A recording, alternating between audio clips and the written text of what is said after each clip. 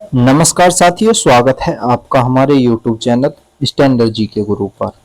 साथियों, इस वीडियो में हम यूपी पेट परीक्षा के लिए जीके का प्रैक्टिस सेट करने वाले हैं, जो प्रैक्टिस सेट आपकी परीक्षा में काफ़ी सहायता करेगा।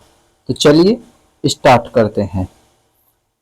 यदि आपको इसकी PDF चाहिए तो हमारे टेलीग्राम चैनल स्टैंडर्ड जी के गुरु को जरूर ज्वाइन करें। तो आज का पहला क्वेश्चन है, सल्फ्यूरस अम्ल का रासायनिक सूत्र क्या है? एक होता है सल्फ्यूरस और एक होता है सल्फ्यूरिक। तो सल्फ्यूरस अम्ल का जो रासायनिक सूत्र होता है H2SO4 H2SO की 3 H2SO3, ये सल्फ्यूरस अम्ल का रासायनिक सूत्र होता है H2SO3। और एक होता है सल्फ्यूरिक अम्ल। सल्फ्यूरिक अम्ल का रासायनिक सूत्र होता है H2SO4। ये सल्फ्यूरिक अम्ल का रासायनिक सूत्र होता है। तो इस क्वेश्चन का सही जवाब हो जाएगा बी।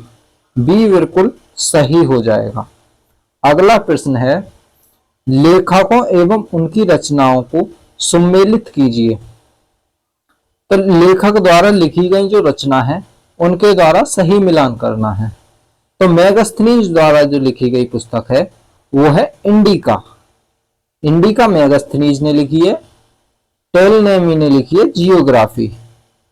टोलनेमी ने जियोग्राफी और कौटिल्य ने क्या लिखा है? अर्थशास्त्र।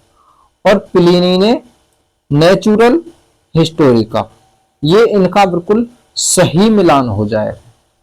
अगला प्रश्न है, किताबुल हिंद का लेखक अलबरूनी निम्नलिखित में से किसके साथ भारत आया था?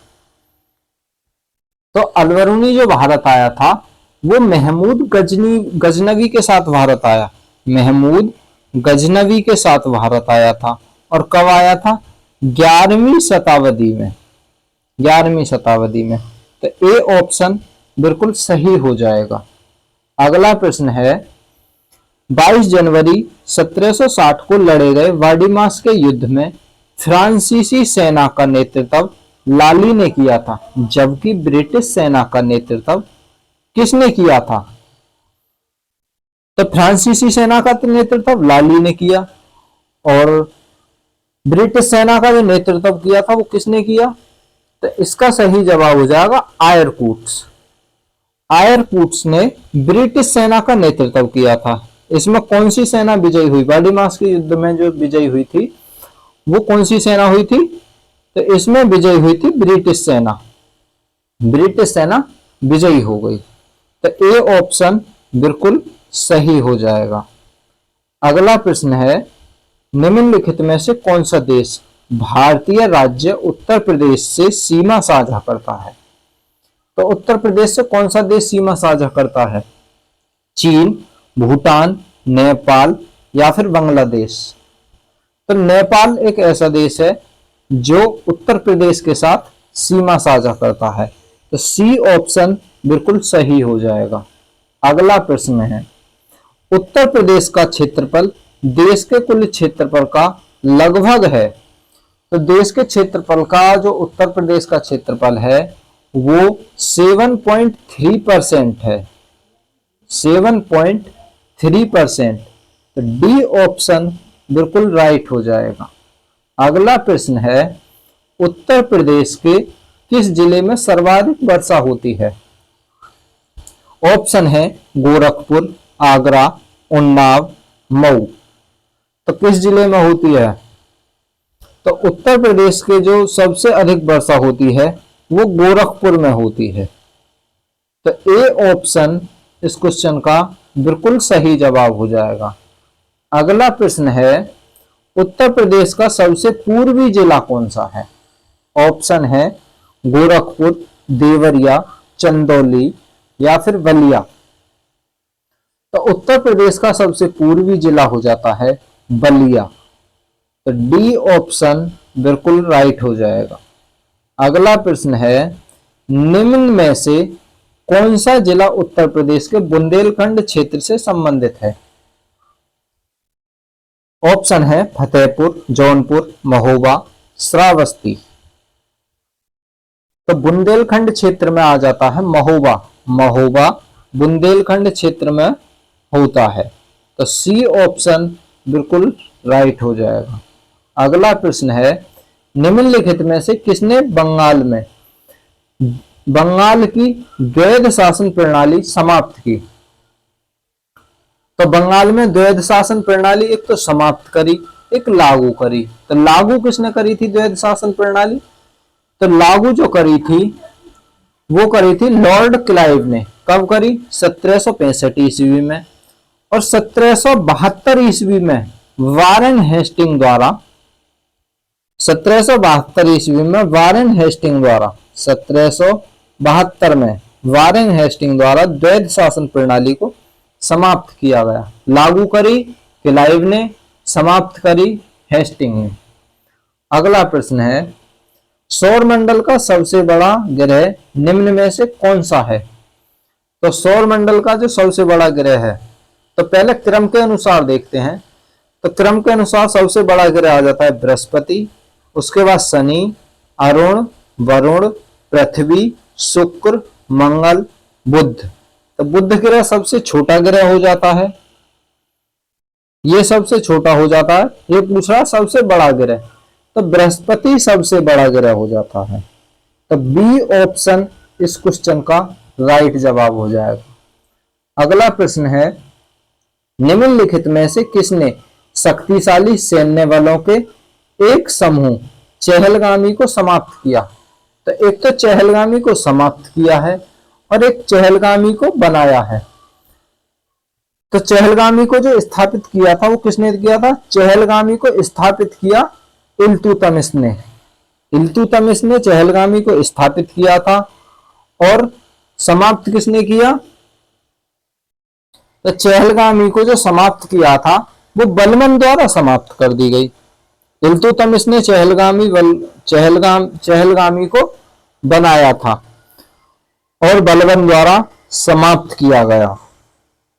तो ए ऑप्शन बिल्कुल सही हो जाएगा। इल्तुतमिश ने चहलगामी की स्थापना करी और बलबन द्वारा समाप्त किया गया। अगला प्रश्न है, चीनी यात्री फाहियान किस गुप्त शासक के शासनकाल में दौरान भारत आया था? किस शासनकाल के दौरान भारत आया? तो चीनी यात्री फाहियान जो था वो चंद्रगुप्त द्वितीय के समय भारत आया। चंद्रगुप्त द्वितीय के समय पर भारत आया था। कब? 399 ईस्वी में आया। 399 ईस्वी में। तो सी ऑप्शन बिल्कुल सही हो जाएगा। अगला प्रश्न है, भारत में नियंत्रक एवं महालेखा परीक्षक पद पर नियुक्त का कार्यकाल होता है। तो भारत में जो महालेखा परीक्षक होता है उसकी नियुक्ति का कार्यकाल कितना होता है? तो उसकी नियुक्ति का जो कार्यकाल होता है या तो वो 6 वर्ष तक रहेगा, यदि उसकी उम्र 65 वर्ष 6 वर्ष से पहले हो जाती है तो वो 6 वर्ष से पहले ही हटा दिया जाएगा। तो या तो 6 वर्ष या 65 वर्ष की आयु तक। तो सी ऑप्शन बिल्कुल सही हो जाएगा।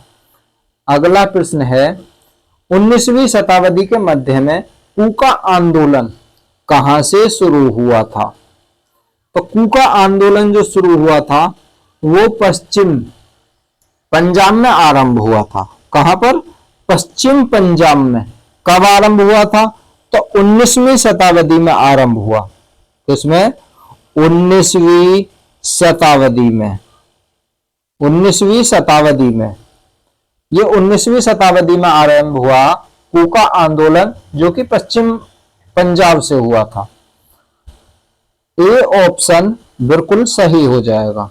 अगला प्रश्न है, गैसोलीन किस पदार्थ का दूसरा नाम है?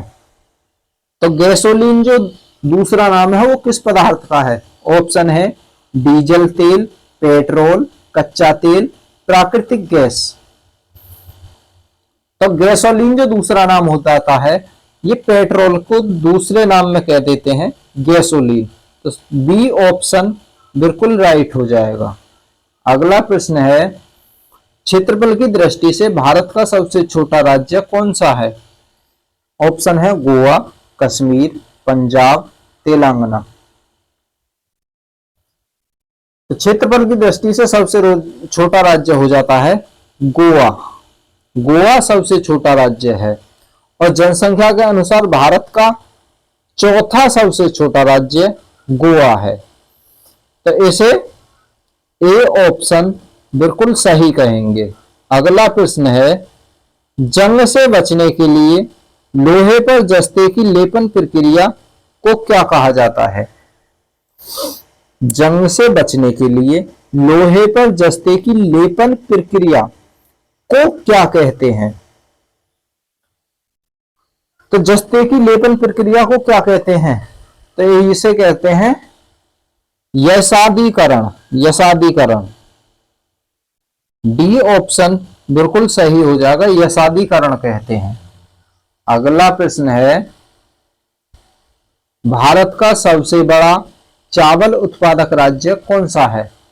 तो भारत का सबसे बड़ा चावल उत्पादक राज्य पश्चिम बंगाल हो जाता है और पश्चिम बंगाल की राजधानी कोलकाता हो जाती है। पश्चिम बंगाल, ए ऑप्शन बिल्कुल राइट हो जाएगा। अगला प्रश्न है, इनमें से भारत द्वारा विकसित मिसाइल का क्या नाम है? ऑप्शन है बाबर, गजनी, विवियाना, त्रिशूल। तो ये तो नाम से ही आ रही है। तो भारत द्वारा विकसित मिसाइल का नाम है त्रिशूल। त्रिशूल भारत द्वारा मिसाइल का नाम है, जिसकी मारक क्षमता 9 किमी की है। इसकी त्रिशूल की मारक क्षमता हो जाती है 9 किलोमीटर। तो डी ऑप्शन बिल्कुल राइट हो जाएगा। अगला प्रश्न है, केंद्रीय मंत्री परिषद सम्मिलित रूप से किसके प्रति उत्तरदायी होते हैं? तो केंद्रीय मंत्री परिषद जो उत्तरदायी होते हैं वो लोकसभा के प्रति उत्तरदायी होते हैं। किसके अनुसार? अनुच्छेद 75(3) के अनुसार। अनुच्छेद 75(3) के अनुसार किसके उत्तरदायी? लोकसभा के प्रति उत्तरदायी होते हैं। लोकसभा, सी ऑप्शन बिल्कुल राइट हो जाएगा। अगला प्रश्न है, कौन सी रेखा भारत से होकर गुजरती है? तो करक रेखा जो है, करक रेखा 23.5 डिग्री, करक रेखा 23.5 डिग्री जो है यह भारत के उत्तरी अक्षांश से होकर गुजरती है। 23.5 डिग्री उत्तरी अक्षांश लगभग भारत के मध्य से होकर गुजरती है। ये जो गुजरती है ये भारत के मध्य से गुजरती है। कौन सी रेखा? तो ये कहेंगे करक रेखा। ए ऑप्शन बिल्कुल सही हो जाएगा। करक रेखा भारत के मध्य से होकर गुजरती है। कितने डिग्री? 23.5 डिग्री उत्तरी अक्षांश रेखा। अगला प्रश्न है, किस देश को मध्यरात्रि सूर्य का देश कहा जाता है? किस देश को? तो नॉर्वे को मध्य रात्रि सूर्य का देश कहा जाता है, नॉर्वे को। डी ऑप्शन बिल्कुल सही हो जाएगा। अगला प्रश्न है, दिए गए विकल्पों में से कौन सा भारत के लिए वर्ष 1946 के यूनाइटेड किंगडम कैबिनेट मिशन का सदस्य नहीं था? तो कौन नहीं था? तो वर्ष 1946 में 46 के यूनाइटेड किंगडम कैबिनेट मिशन का सदस्य जॉन विप्स्ता नहीं थे। तो जॉन विप्स्ता ये यूनाइटेड किंगडम कैबिनेट मिशन का सदस्य नहीं था। तो सी ऑप्शन बिल्कुल सही हो जाएगा। अगला प्रश्न है, किसके तत्वाधान में भारत का राष्ट्रपति शपथ ग्रहण करता है? तो भारत का जो राष्ट्रपति होता है वो भारत के मुख्य न्यायाधीश के तत्वाधान में शपथ लेता है। किसके में? मुख्य न्यायाधीश न्यायाधीश के तत्वाधान में शपथ लेता है। तो बी ऑप्शन बिल्कुल राइट हो जाएगा। अगला प्रश्न है, भारत सरकार के वित्तीय खातों से जुड़े भारत के नियंत्रक एवं महालेखा परीक्षक का प्रतिवेदन किसे प्रस्तुत किया जाता है? तो जो महालेखा परीक्षक होता है उसका प्रतिवेदन किसे प्रस्तुत किया जाता है?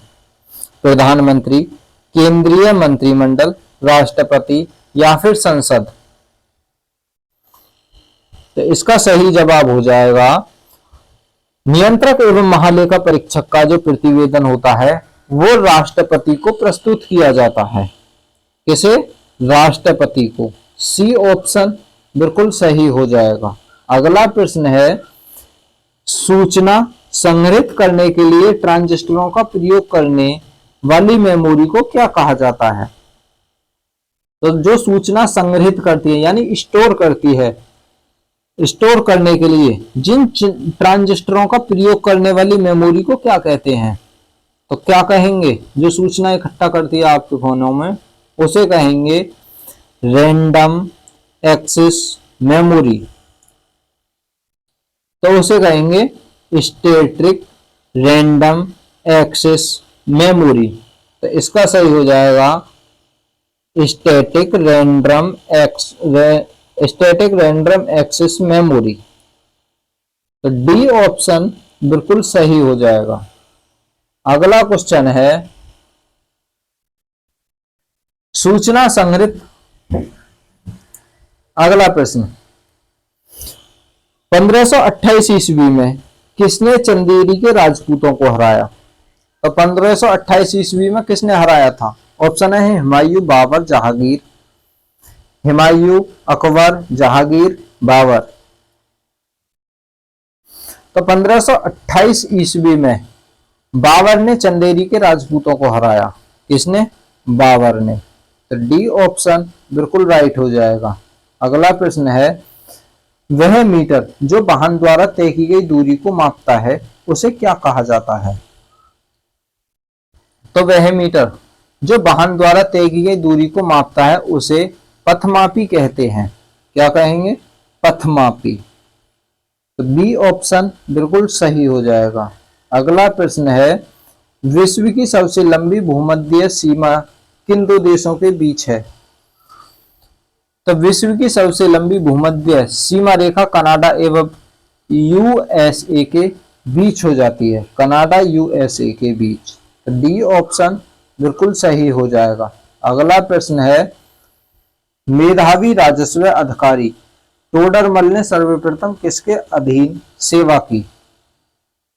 तो टोडरमल ने जो सर्वप्रथम सेवा की थी वो शेरशाह सूरी की सेवा में थे। तो सर्वप्रथम सेवा में थे टोडरमल, वो शेरशाह सूरी की सेवा में थे। शेरशाह सूरी की। तो बी ऑप्शन बिल्कुल राइट हो जाएगा। अगला प्रश्न है, बगदाद की राजधानी है। तो बगदाद किसकी राजधानी है? तो बगदाद हो जाती है इराक की राजधानी। तो बगदाद इराक की राजधानी हो जाती है। ए ऑप्शन बिल्कुल राइट हो जाएगा। अगला प्रश्न है, हैरी पॉटर श्रृंखला को किसने लिखा था? तो हैरी पॉटर जो श्रृंखला है किसने लिखा? तो जे के रोसलिंग द्वारा लिखी जाने वाली काल्पनिक उपन्यासों में एक श्रृंखला है। कौन सी श्रृंखला? Harry Potter. ये ब्रिटिश लेखक थे। कौन? जे के रोलिंग। तो सी ऑप्शन बिल्कुल सही हो जाएगा। अगला प्रश्न है, भारतीय संविधान का कौन सा अनुच्छेद निर्वाचन आयोग से संबंधित है? तो भारतीय संविधान का कौन सा अनुच्छेद हो जाता है? तो भारतीय संविधान का 324 से 329 तक, 324 से 329 तक होते हैं। तो कौन सा अनुच्छेद हो गया निर्वाचन आयोग से? तो 324। तो ए ऑप्शन बिल्कुल सही हो जाएगा। अगला प्रश्न है, जावा को किस कंपनी ने विकसित किया था? तो जावा को किसने विकसित किया? तो जावा को सन माइक्रोसिस्टिक, तो सन माइक्रोसिस्ट कंपनी द्वारा जावा को विकसित किया गया है। बी ऑप्शन बिल्कुल सही हो जाएगा। अगला प्रश्न है, कोप्टम सिद्धांत की नींव की स्थापना किसने की थी? कोप्टम, तो कोप्टम सिद्धांत की जो नीति की स्थापना करी थी वो किसने करी? तो कोप्टम सिद्धांत की थ्योरी की जो स्थापना करी वो मैक्स प्लक्स ने करी, मैक्स प्लक्स द्वारा। ए ऑप्शन बिल्कुल सही हो जाएगा। अगला प्रश्न है, पृथ्वी दिवस कब मनाया जाता है? तो पृथ्वी दिवस जो मनाया जाता है वो 22 अप्रैल को पृथ्वी दिवस मनाते हैं, 22 अप्रैल को। सी ऑप्शन बिल्कुल सही हो जाएगा। अगला प्रश्न है, कथकली नृत्य का प्रचलन किस राज्य में है? तो कथकली नृत्य का जो प्रचलन हो जाता है वो केरल राज्य में है, कथकली केरल का। तो बी ऑप्शन बिल्कुल सही हो जाएगा। अगला प्रश्न है, जब एक्स वस्तु की एफजी में कीमत कम होती है तो एक्स वस्तु की क्या हो जाएगी? तो एक्स वस्तु की जब कीमत कम होगी तो एक्स वस्तु की मांग बढ़ जाती है। क्या हो जाएगी? बढ़ जाएगी। तो डी ऑप्शन बिल्कुल सही हो जाएगा। अगला प्रश्न है, कंप्यूटर माउस का आविष्कार किसने किया था? तो जब कंप्यूटर माउस का आविष्कार किसने किया था?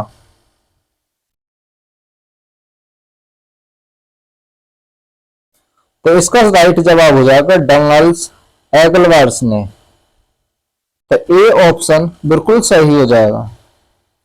अगला प्रश्न है, उत्तर प्रदेश में किस स्थल को रामसर स्थल के रूप में नामांकित किया गया है? उत्तर प्रदेश में किस स्थल को रामसर स्थल के रूप में नामांकित किया गया है? तो उत्तर प्रदेश में ऊपरी गंगा नदी को, इसको ऊपरी गंगा नदी को रामसर स्थल के रूप में नामांकित किया गया है, ऊपरी गंगा नदी को। तो ऊपरी गंगा नदी कहां से कहां तलक है? तो ये गंगा नदी हो जाती है ब्रिज घाट से नरोरा तक। तो डी ऑप्शन बिल्कुल सही हो जाएगा। अगला प्रश्न है, रामनाथ कोविंद को वर्ष 2017 में भारत के राष्ट्रपति के रूप में चुना गया था। तो वो रामनाथ कोविंद जो थे सन 2017 में केवे नंबर के थे? तो रामनाथ कोविंद को जो चुना गया था वो 14वें नंबर के राष्ट्रपति चुने गए थे, 14वें नंबर के। तो बी ऑप्शन बिल्कुल राइट हो जाएगा। अगला प्रश्न है, सरकारी बजट पेश करने की तारीख कौन तय करता है? तो सरकारी बजट जो पेश होता है उसकी तारीख राष्ट्रपति तय करता है। कौन? राष्ट्रपति। बी ऑप्शन बिल्कुल सही हो जाएगा। अगला प्रश्न है, रक्त का सामान्य पीएच कितना होता है? तो रक्त का सामान्य पीएच कितना होता है? तो रक्त का जो सामान्य पीएच होता है 7.4 होता है, 7.4। अगला प्रश्न है, ऊर्जा की एसआई इकाई क्या है? तो ऊर्जा की एसआई इकाई जो होती है वो जूल होती है। क्या होती है? जूल होती है। और एक जूल जो बराबर होता है 2.39 गुणा 10 की पावर -4 होती है। क्या? एक जूल बराबर। तो ए ऑप्शन बिल्कुल सही हो जाएगा। अगला प्रश्न है, जब स्वराज पार्टी की स्थापना हुई थी तब स्वराज पार्टी के अध्यक्ष कौन थे? तो जब स्वराज पार्टी की स्थापना हुई थी तो स्वराज पार्टी के जो अध्यक्ष थे चितरंजन दास थे। तो डी ऑप्शन बिल्कुल सही हो जाएगा। अगला प्रश्न है, निम्नलिखित में से बाघों के संरक्षण से संबंधित कौन सा स्थल उत्तर प्रदेश में स्थित है? तो बाघों के संरक्षण के लिए उत्तर प्रदेश में कौन सा स्थल संरक्षित है? तो उत्तर प्रदेश में जो संरक्षित है वो अमनगढ़, जो कि उत्तर प्रदेश में है, ये बाघों के लिए संरक्षित किया गया है। तो बी ऑप्शन बिल्कुल सही हो जाएगा। अगला प्रश्न है, वर्ष 2011 की जनगणना के अनुसार जनसंख्या के संदर्भ में उत्तर प्रदेश का कौन सा जिला सबसे बड़ा है? तो जनसंख्या के संदर्भ में उत्तर प्रदेश का सबसे बड़ा जिला की बात कर रहा है। तो जनसंख्या के संदर्भ में उत्तर प्रदेश का सबसे बड़ा जिला क्या हो जाता है? इलाहाबाद, जिसे प्रयागराज कहते हैं। इलाहाबाद उत्तर प्रदेश का सबसे बड़ा जिला हो जाता है। अगला प्रश्न है, 1857 के विद्रोह में कानपुर के नेता कौन थे? तो 1857 में जो कानपुर के नेता थे वो नाना साहेब थे। कौन थे? नाना साहेब। तो सी ऑप्शन बिल्कुल सही हो जाएगा। यदि वीडियो अच्छी लगे तो लाइक करें, दोस्तों के साथ शेयर करें और चैनल को सब्सक्राइब करना ना भूलें। मिलते हैं नेक्स्ट वीडियो में।